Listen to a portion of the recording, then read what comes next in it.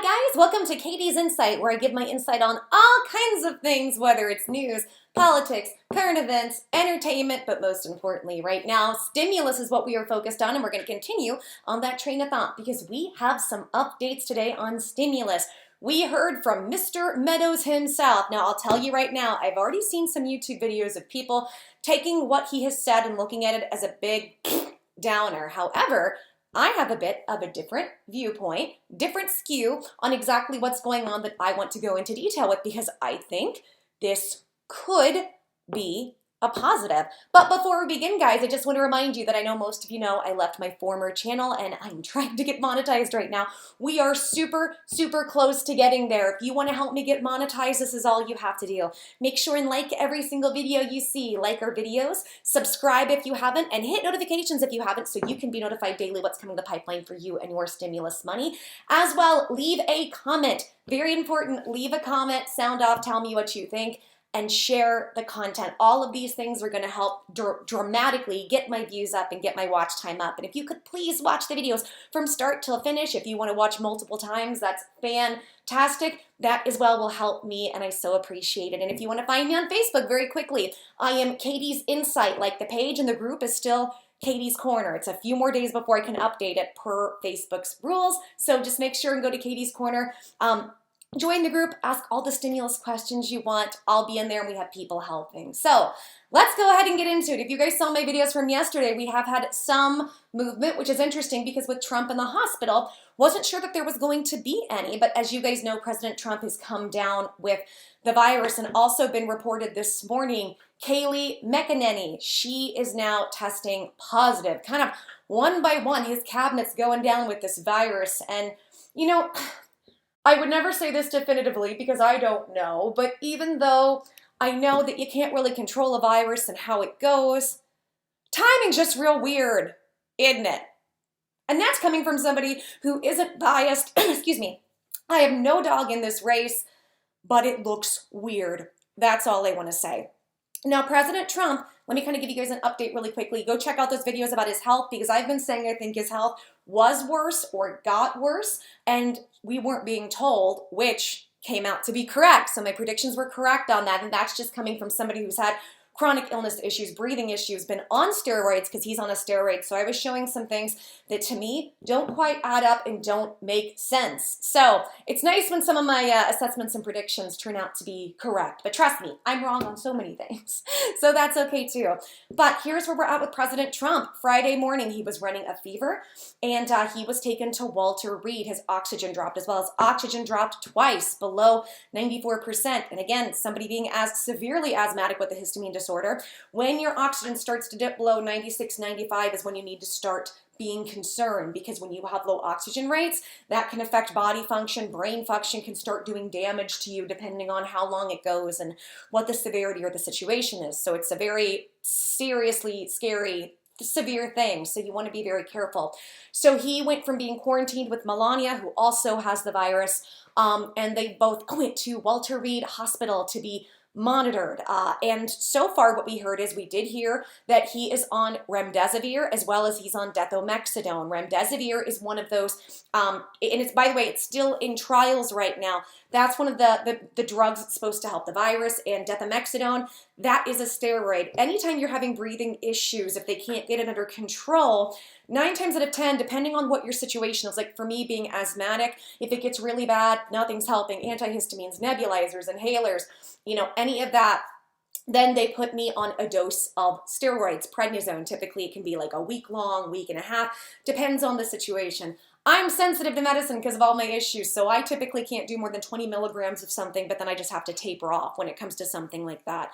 But that's what we have heard, and we've also heard this morning from Mark Meadows, which we're going to talk about, because I want to break this down because I'm hearing a lot of negative Nancy's about what he's had to say, and that's fine, guys. Everybody is entitled to their opinion, and that's the great thing about YouTube, is like we can all give different sides of our how we see things, points of view, and there's room for everybody. And I love that. I love that about YouTube. I love that community aspect. But I want to tell you what I see from that. But Apparently, we had Mark Meadows, who's the chief of staff, and he's been coming super under fire because he gave out information about the president when it came to how sick he was that the president really didn't want out there, and that was part of where people went, wait a second, what's going on? Now, I could see this both ways. I could see the media making this up, but I could also, I could see this being a possibility because we know Trump. Trump is very, I'm not saying this is pro or anti-Trump. I'm saying this is somebody who's kind of studied him a little bit, right? That's what I do with these people. He has a big ego with some things. And guys, in his position as either president or, I would put it this way, as in the business he does, you have to.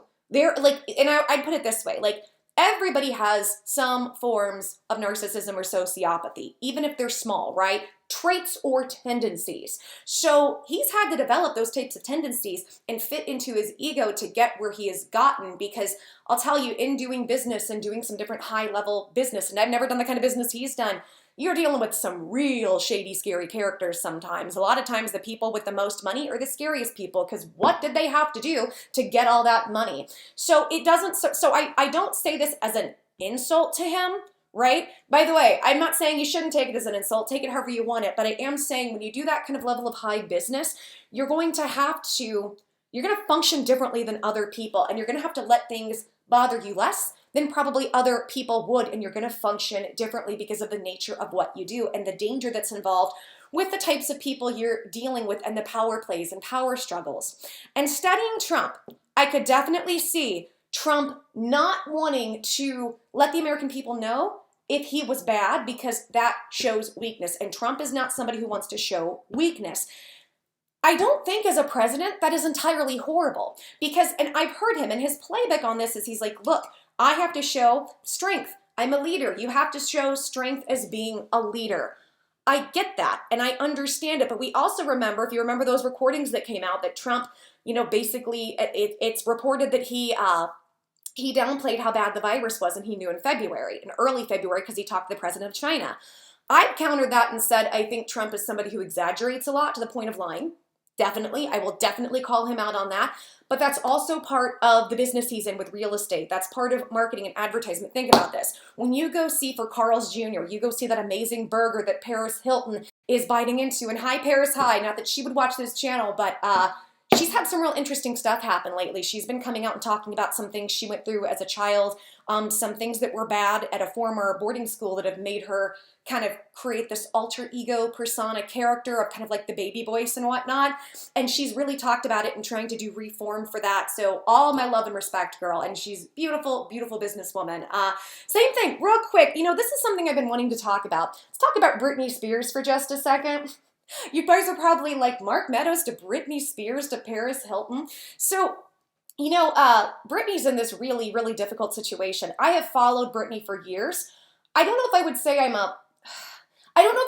a fan, because there's a lot of stuff she's done that I don't like, but I find her as a very captivating person. And I remember, for a long time I wanted to be a singer, and I went over in Europe and I got to tour the world and sing at different record labels, and I did some really cool stuff at a young age. Not anything super spectacular, but I did some stuff. I look back now and I'm like, little 20-year-old self, you were brave.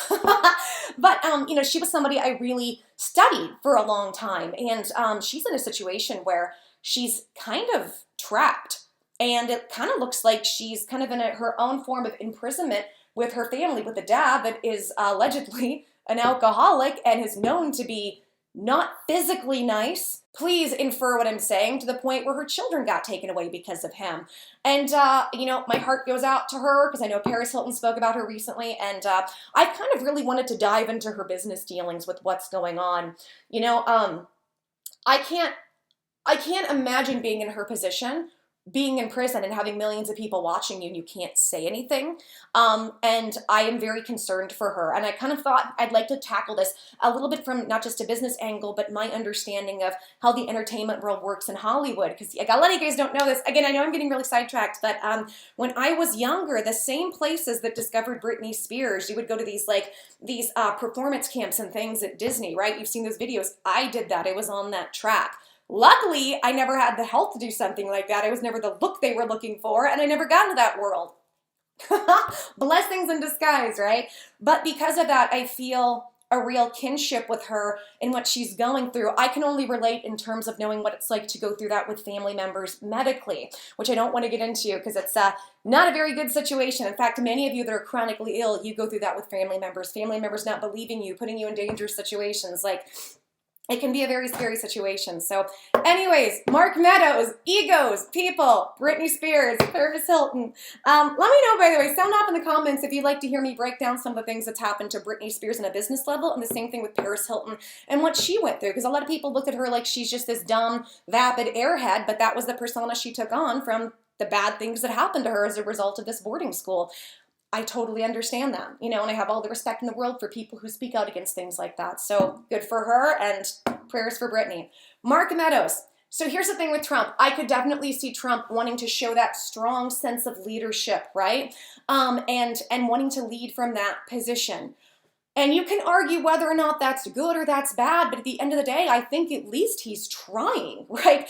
People, it seems like I just see in the news, everybody bashes him for every little thing to where you never even know what to criticize or what's real anymore. But so I could see it both ways. I could see Trump being irritated, and people are saying he's furious about it. I could see that happening. Yet on the flip side of that, I could also see the media just making stuff up because they just want to rile things up, anything to make him look bad. Again, the timing of everybody getting this virus is so suspect. And that's all I'm going to say. It is weird. And I don't have any evidence for that. I'm just saying things don't look right.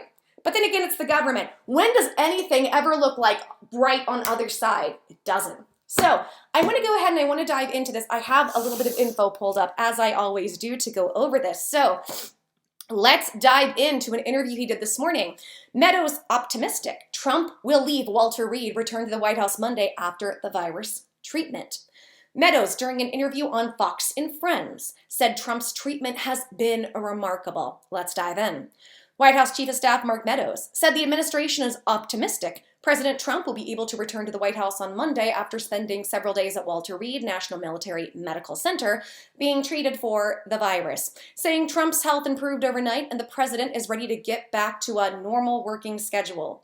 Spoke to the president this morning, Meadows said. He continues to improve overnight and is ready to get back to a normal schedule. He added the president will be meeting with his doctors and nurses in the morning to make further assessments of his progress.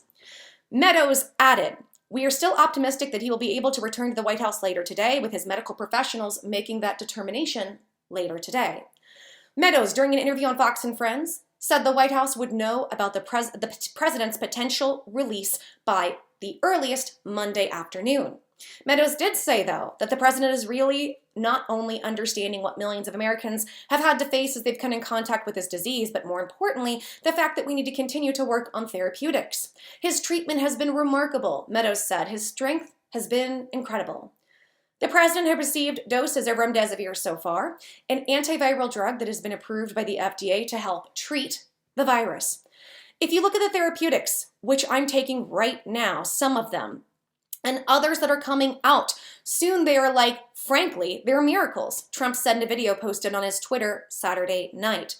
I don't know the next period of a few days, I guess. That's the real test, so we're seeing what happens over the next couple of days, he added. And that's the thing I also wanted to go over. So even though things are looking good for Trump, with Boris Johnson in the UK, it took him 8 days for this stuff to really kick in and get severe. Right now we're on day 5. So be aware, a lot of people are concerned that if he leaves today, he'll be leaving prematurely and a little bit too early, but we'll just have to go on the recommendation of his doctors. So Meadows' comments came as the president has been trying to project an image of strength during his stay at Walter Reed National Military Medical Center while fighting the virus. The president, over the course of the last several days, has faced health scares amid his battle with the novel virus, including 2 instances in which his blood oxygen levels dropped suddenly. Doctors treated the president with a dose of the steroid dexamethasone in response. I think I was saying dexamethasone. Dexamethasone. I can't say it. Okay, anyways, I'm going to keep going. A normal blood oxygen reading is between 95 and 100. Dr. Sean Conley, the White House physician who has served as the president's personal physician, said Trump had a high fever and blood oxygen levels below 94% on Friday during another episode on Saturday. Another thing too, guys, when he took remdesivir, he also had heart palpitations, which I guess that's a common side effect. I know from somebody with my chronic health issues, with heart issues, taking medicine that will go into arrhythmia and palpitations is very scary. Or put me into POTS, dysautonomia flare-up. Very scary situation. So hope he doesn't have to go through that again. Goodness. And it sucks because there's not a lot you can do. You have to let the medicine take its course. You got to meditate through it and stay super calm and for me, lay flat on your stomach. There's all these protocols I have to do. Anyways, nevertheless, members of the president's medical team said they have been encouraged by his energy and test results and have signaled that he may be ready to be discharged from Walter Reed on Monday.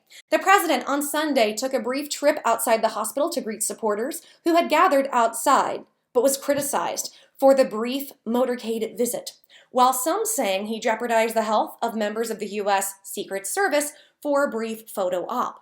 In response, White House Deputy Press Secretary Judd Deere said in a statement that appropriate precautions were taken in the execution of this movement to protect the president and all those supporting, including PPE. We'll get into that in a minute because I have a big criticism there.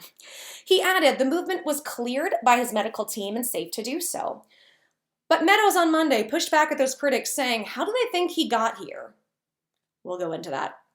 He says, we came here on Marine One. The U.S. Secret Service agent that is with him has been here with him, and yet we took additional precautions with PPE and others to make sure that they were protected, Meadows said. A number of folks are trying to make a big deal about that when I know myself and Secret Service detail are with him every day and want him to return to the White House as expeditiously as possible. Meadows went on to explain that he had been working with the president from Walter Reed for the last 72 hours and said he is not going in a hazmat suit. I'm in a suit, I go in with a mask, and we have eye protection as well, Meadows explained. We're close to him. We continue to engage in the room and in the working environment as well. Meadows noted that his own family does not get worried, but said that this is a message to our military men and women. I'm not having bullets shot at me, and I may put myself at risk because of this virus, Meadows explained. But the president is going to defeat the virus. I'm not putting myself in harm's way with bullets. He added, this is an enemy that we will defeat and we will do this together, but those risks are associated with the job. Meanwhile, as White House staff awaits the president's return, Press Secretary Kayleigh McEnany said Sunday that the White House would not be releasing the names of the exact number of staffers who had become infected with the virus, backtracking on previous comments by another spokeswoman. Another thing, guys, now that McEnany has it, is she still going to be doing the press briefings? Because obviously she can't, can she? No, because that's meeting with the press and answering questions. So I wonder who's going to be taking over her place temporarily. We'll have to see. That's going to get really interesting. McEnany said, due to privacy concerns, the White House would not release the number of employees who have the virus despite previous assurance by Alyssa Farah, the White House Director of Strategic Communications, that the number possibly would come out. There are privacy concerns, McEnany said. We take seriously safeguarding the information of personnel here in the White House. McEnany would also not comment on whether President Trump, who announced in the early morning hours Friday that he and First Lady Melania Trump had contacted the virus, had received a virus test before last week's presidential debate in Cleveland, Ohio, or before a fundraiser at his golf course in Bedminster, New Jersey last Thursday. I'm not going to give you a detailed readout with timestamps every time he is tested, she said. He is tested regularly, and the first positive test he received was his return from Bedminster. On Thursday morning, Trump's senior counsel Hope Hicks tested positive for the virus. The results came not long before the president was set to lift off Marine One for the fundraiser at his golf club. Hicks' diagnosis affirmed that Trump had been in close proximity to somebody infected with the virus. That's when you should quarantine, according to public health guidelines. But Trump went ahead with the trip.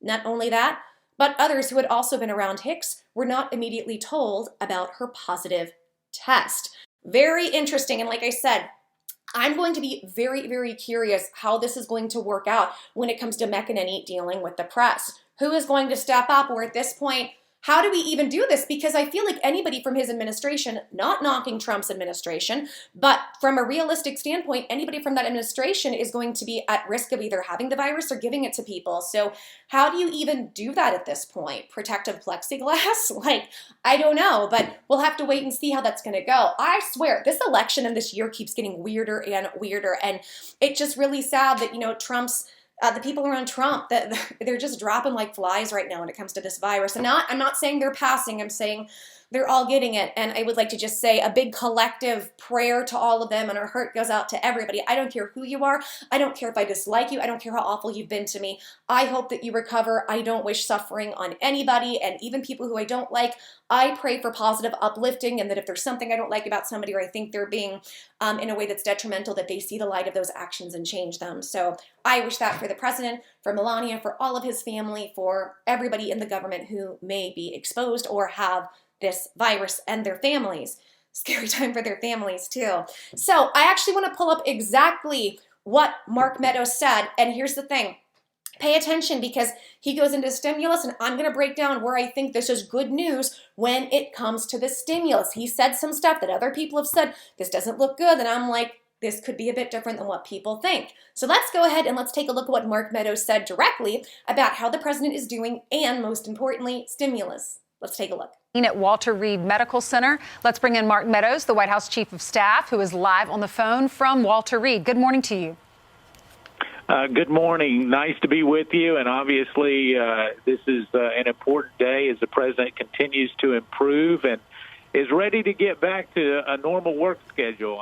He's already this morning, we've already had a couple of discussions on items that he wants to get done. Candidly, has already tasked me with getting some declassification rolling in a follow-up to some of the requests that Devin Nunes and others have made. What are the details for today? What time will he be leaving, and do you think he should be leaving? Well, that determination has not been made yet. Obviously, he continued to improve overnight, and his health continues to improve. The doctors will actually have an evaluation sometime late morning, and then the president, in consultation with the doctors, will make a decision on whether to discharge him later today. We're still optimistic that based on his unbelievable progress and how strong he's been in terms of his fight against this disease, that he will be released, but that decision won't be made until later today. So I heard you with Judge Jeanine on Saturday. We got your remarks on Friday. Mark, you sound more like a friend that's concerned about his friend rather than a chief of staff that's concerned about the president. Can understand it. But the word came out that when you gave those off-the-record remarks, they end up on the record, that the president was furious at you. Could you tell us if that was true? Listen, the president and I don't know where anybody's getting the furious part with, because the president and I have been together for the last 72 hours or more. We continue to work on behalf of the American people, and so that's just, I don't use the word fake news as much, but I can tell you that's not coming from Walter Reed or anything here. Listen, I think it's important that we're clear about the risk that the president had, and there was some real concern Friday morning.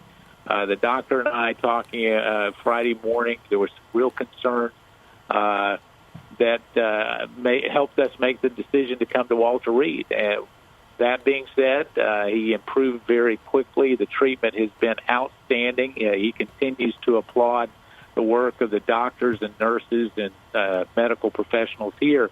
I think the biggest key that we have for all of America is that this president, just like he just said, is really not only understanding what millions of Americans have had to face as they've come in contact with this disease, but more importantly, the fact that we need to continue to work on therapeutics.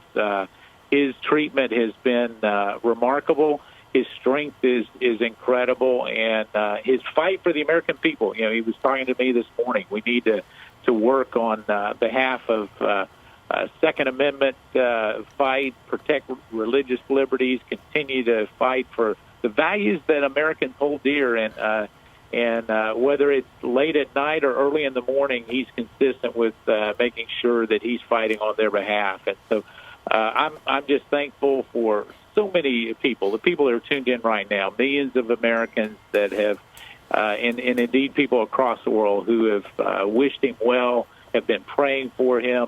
He, obviously expressed that appreciation to some of the people outside of Walter Reed yesterday, right. And even with that was getting criticism. Now, here's the interesting thing is, they're criticizing, well, he put his Secret Service agent at risk.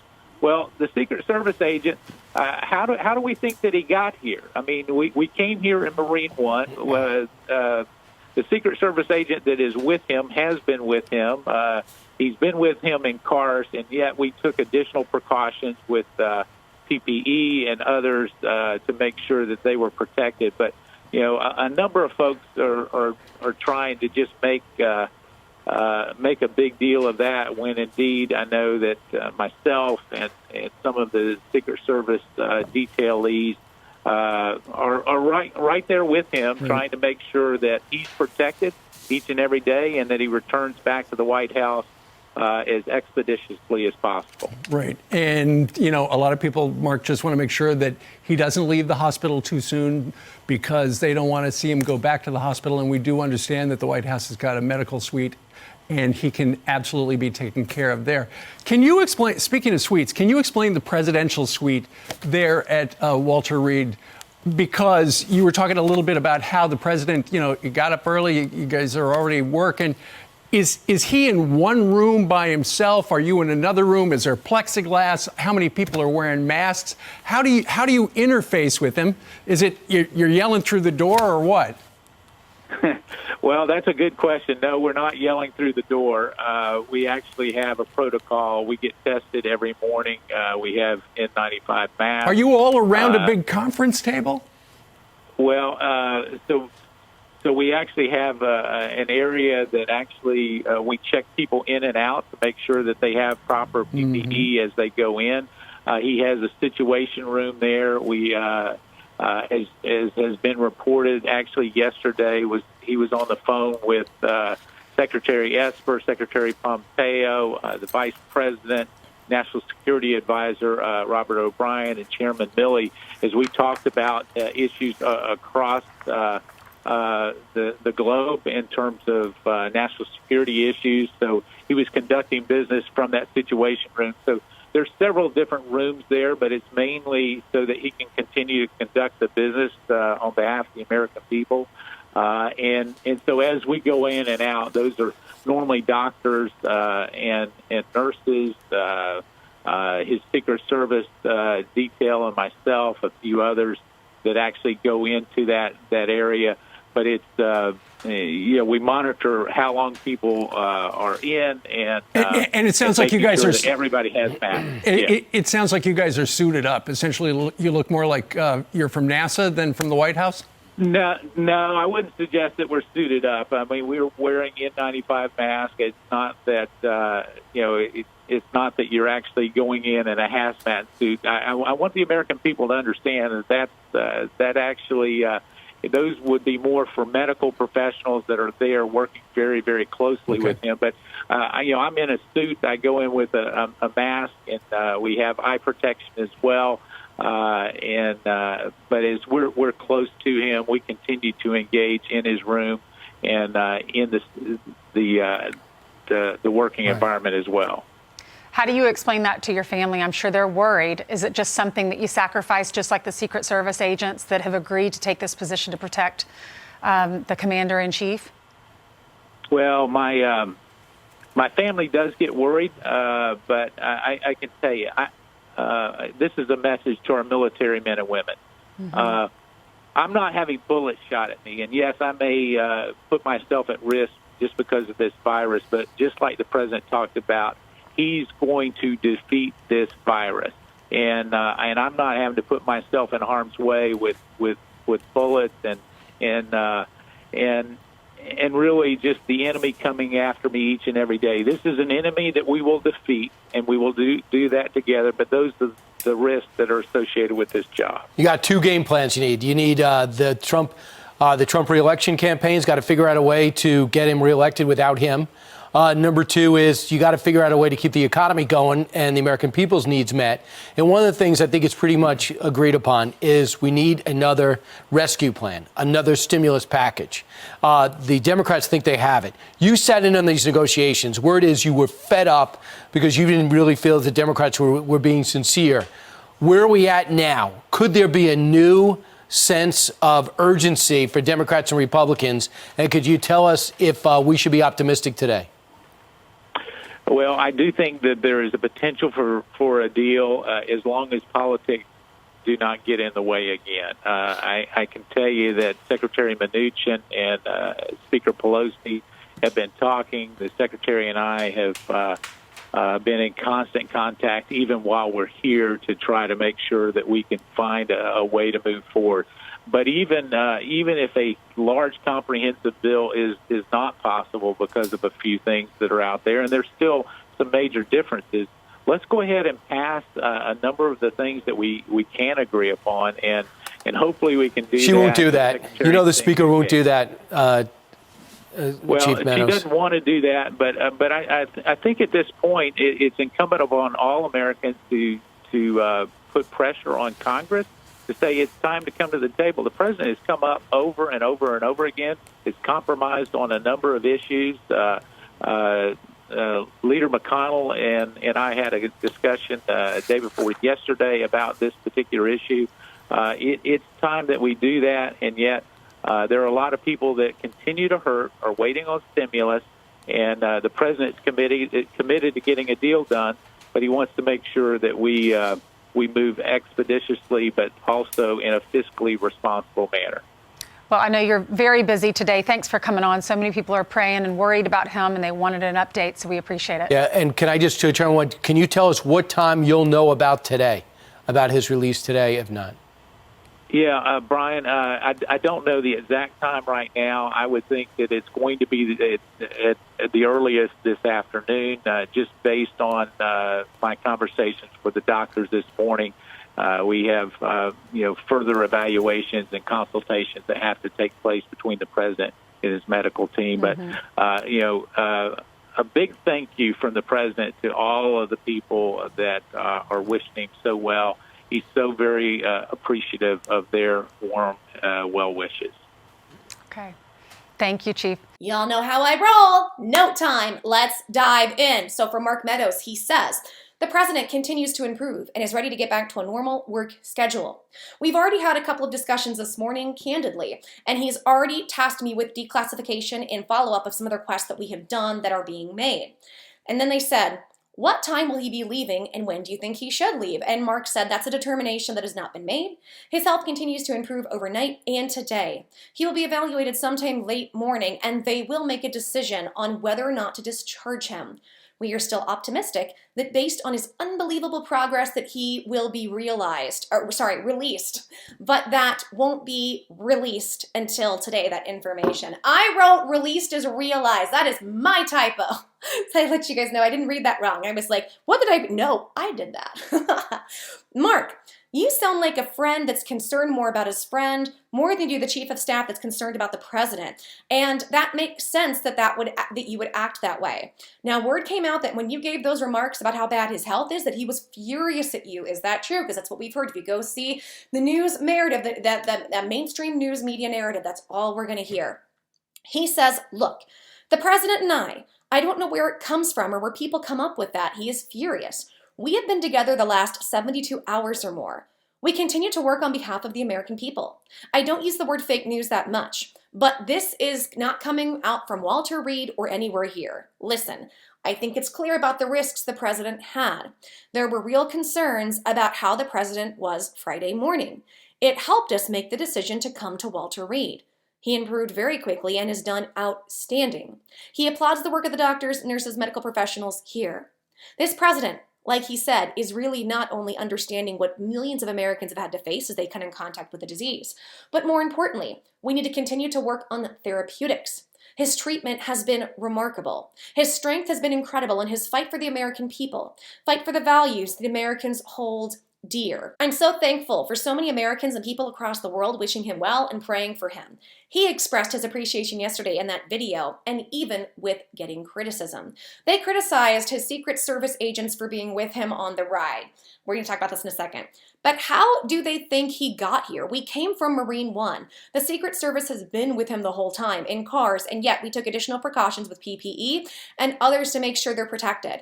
A number of folks are trying to make a big deal out of that, when indeed that myself and some other of the Secret Service are right there with him trying to make sure he's protected every day and he returns to the White House as quick as possible.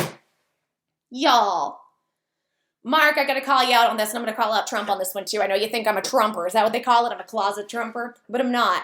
I don't hate him, and I don't love him. Like, I wish him well, and there are a lot of things he's done I like, and there are a lot of things he's done I don't like.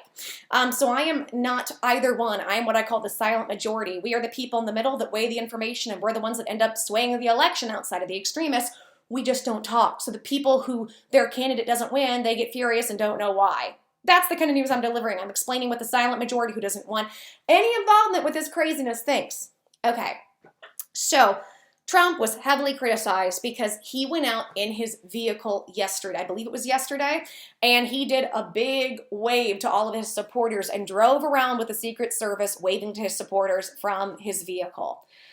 I could argue this a couple ways, you know, like I don't really want to go down this path, but if he is in his vehicle and the vehicle is, you know, all buttoned up and zipped up and there's social distancing, then there might not be that much danger.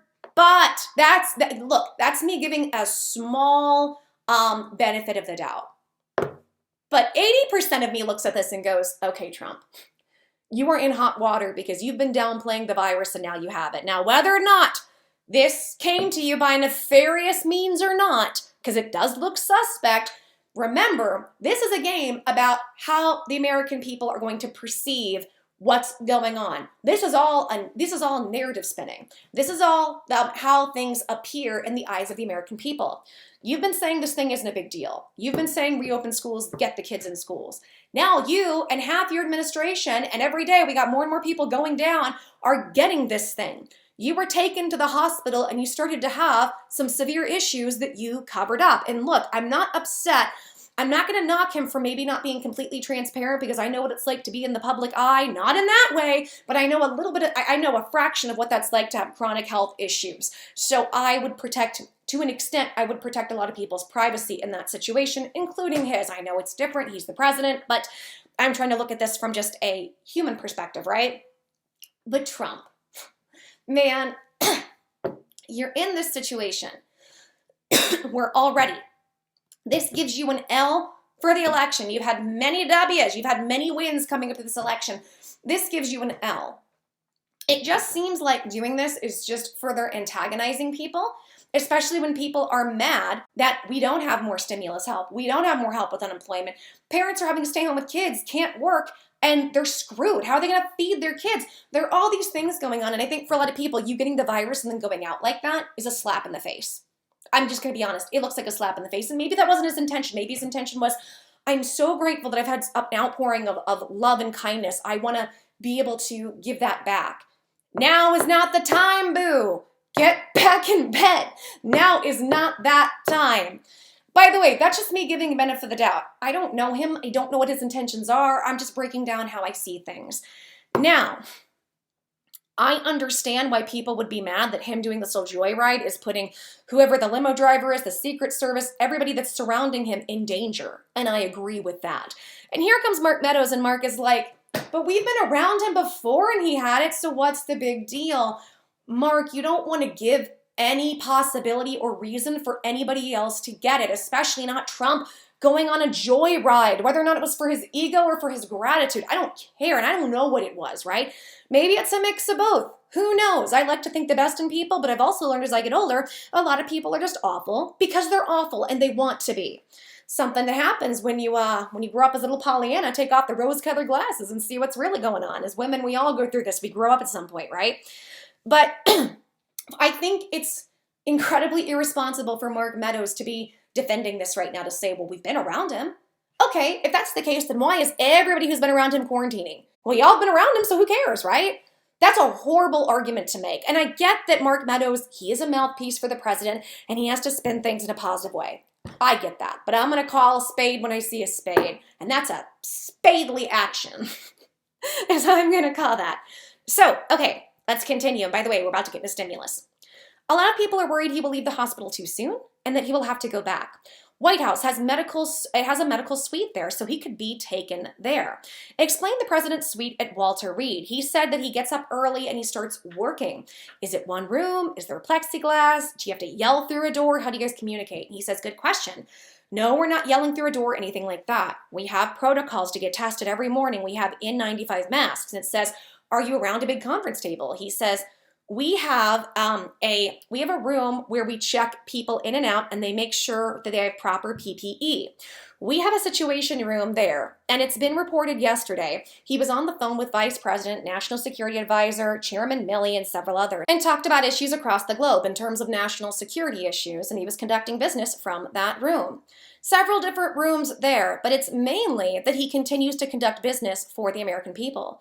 Those are normally doctors and nurses, his Secret Service detail, a few others that actually go into that area. We monitor how long people are in and out and have masks on. Then they said, it sounds like you guys are suited up. Looks more like that you are from the NASA than the White House. He says, I wouldn't say we are suited up. We wear N95 masks. We don't wear hazmat suits. I want the American people to understand that would be more for the medical professionals who are working very closely with him. I am in a suit and I have a mask and eye protection as well. I am close with him and continue to engage in his room and working environment as well. And he asks, how do you explain to your family what's going on? One of the female reporters asked this. I'm sure they are worried. I'm sure they understand it's something you sacrifice, like the Secret Service to protect the president. He says, my family does get worried. To our military men and women, I'm not having bullets shot at me. And yes, I may put myself at risk with this virus, just like the president does, but he's going to defeat the virus. I'm not having to put myself in harm's way with bullets and really just the enemy coming after me each day. This virus is an enemy we will defeat and we will continue to do it together. This is the risk with this job. Now, let's get into meat and bones. They said, you now have two jobs today. Re-electing Trump and his campaign to get him elected without him and getting the economy going. Everyone says we need another stimulus package. The Democrats think they have it. You sat in negotiations and said that it was said that you were fed up because the Democrats aren't being sincere. Where are we at now? Could there be a new sense of urgency among everyone? Can we get a deal done? Listen closely. I think there's potential for a deal as long as politics don't get in the way. Mnuchin and Pelosi have been talking. Mnuchin and I are in constant contact even while I'm here, so we can find a way to move forward. Even if a large comprehensive bill isn't possible now because of a few things that are out there, and we have major differences, let's pass the things we can agree on. Then they said she won't do that. You know the speaker won't do that. He said she doesn't want to do that, but I think it's important at this point for all Americans to put the pressure on Congress to come to the table. The president has compromised on a number of issues. McConnell and I have had a number of discussions about this. A number of people continue to hurt waiting for the stimulus, and the president is committed to getting a deal done, but that we move expeditiously and in a fiscally responsive. What is going on with my mouth since I started this channel? Responsive manner. Interesting.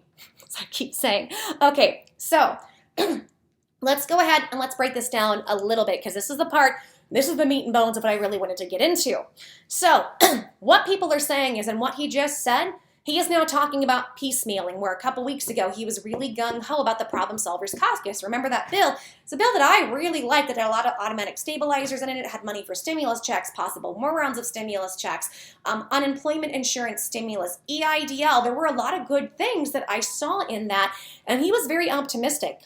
And now it has shifted back to piecemealing, which Pelosi has explicitly said she is not going to piecemeal a deal. However, then she piecemealed for the stopgap with the government and post office because she's not going to piecemeal to care about us. But to protect her bag and sway the election in the favor that she wants, definitely will piecemeal. That woman drives me insane, y'all. Watching these sociopaths work their magic. And like I said, you guys might say, yeah, but you say they all have a little bit of that in them. Yes, they all do. Some more than others. Some get caught lying way more than others. And really bothers me the hypocrisy of some of these people. Let's break this down. A lot of people are saying this is a bad thing because it means now there talks of piecemeal, and piecemeal isn't going to happen, so now we're at a stalemate.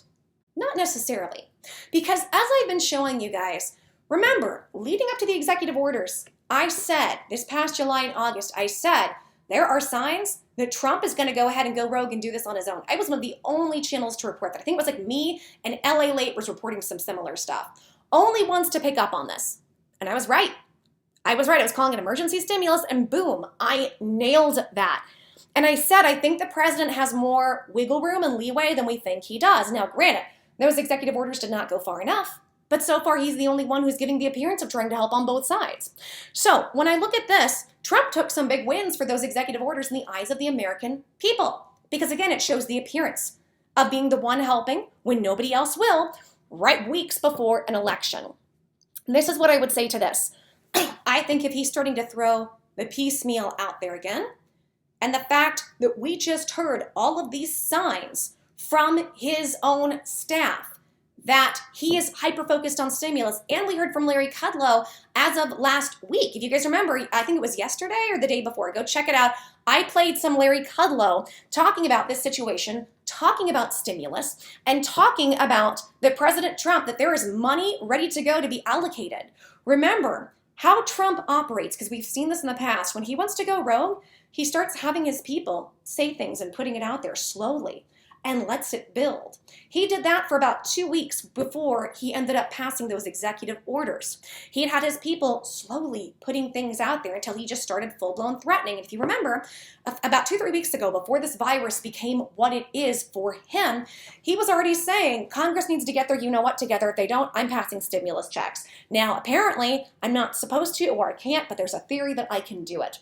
So, and with we hearing, from Mark Meadows yesterday and Larry Kudlow and all these people saying Trump's first thing is how's stimulus going. We know President Trump is hyper-focused on stimulus and wanting to help.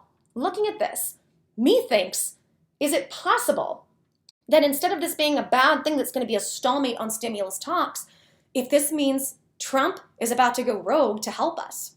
And I don't know. We're going to have to see, because again, him getting sick through a wrench and everything, so we're just going to have to see what comes up with these signs coming up and what's going to come into play. But I think this is going to get very interesting. This is going to be the craziest freaking election when we have both sides basically saying they're not going to concede no matter what. We have Trump getting sick right before, and everybody is desperate and needs stimulus help, and we still don't have a bill. How is this going to go down?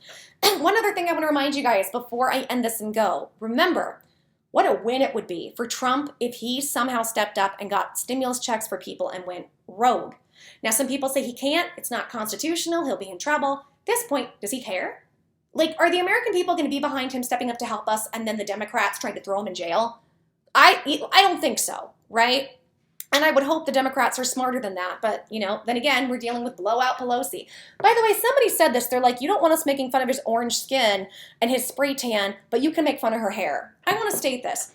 I am never making fun of Nancy Pelosi and her appearance. I think actually for her age and just as a person, I think she's beautiful. Physically, I think Nancy Pelosi is a beautiful woman. Y'all might disagree, but that's what I think. Me talking about the blowout is not making fun of her hair. It's me being furious that she closed so many businesses and then went out and put people in danger when she called out Trump and said how awful that people are for going out and going against social distancing and not wearing masks. It's not about her hair, y'all. I'm angry at the hypocrisy. But when it comes to Trump's skin color, I find it interesting because the left is the first to scream minority oppression when, yes, that is a thing. And yes, we need to fix that as a country because it is not fair what a lot of minorities have to go through. I'm fully on board with that. But to act like you're the kind, tolerant, loving left, let's help minorities. Let's not judge somebody based off of the color of their skin. And all we hear about Trump is orange man bad and Cheeto. Again, it's just the kind, tolerant, loving left wishing him the end. It's stuff like that that drives me nuts. Not just about politics, about people in general. Because to me, it's like there's a lack of a depth of thought when you're that hypocritical. Now, we can all be hypocritical about things from time to time. It just seems like in their case, it is super extreme. Okay, guys, now I want to know what you think. Sound off in the comments. Do you think I'm going the right direction? Do you think this is them hinting that they're going to do something on their own? Do you think this means nothing? Sound off, let me know. Also, guys, if you would like to help me get monetized and help this channel so I can continue to give you guys gift cards like I was before, please like the video, subscribe, hit notifications, comment, share the content, boom. That's it. You're eligible. That is all you have to do. Please do it for yesterday's videos, all of today's videos. If you see a video at this point from me, please Like, subscribe if you haven't, hit notifications if you haven't, comment and share, because then I can get monetized, I can restart my life, and I can start doing things to give back to you guys once I know what I'm looking at as I build. So I appreciate all of that help. Also, find me on Facebook. Katie's Insight, like the page, join the group, which is still Katie's Corner for the moment. Will be changed to Katie's Insight soon. Go on there, ask all the stimulus questions you want. We are all helping each other. It's an awesome community, and I can't wait to see you there. Okay, guys, until the next video, which, stay tuned. I got a lot of interesting stuff dropping today about where stimulus is. I will talk to you guys soon. Lots of love. Take care. Mwah. Bye, guys.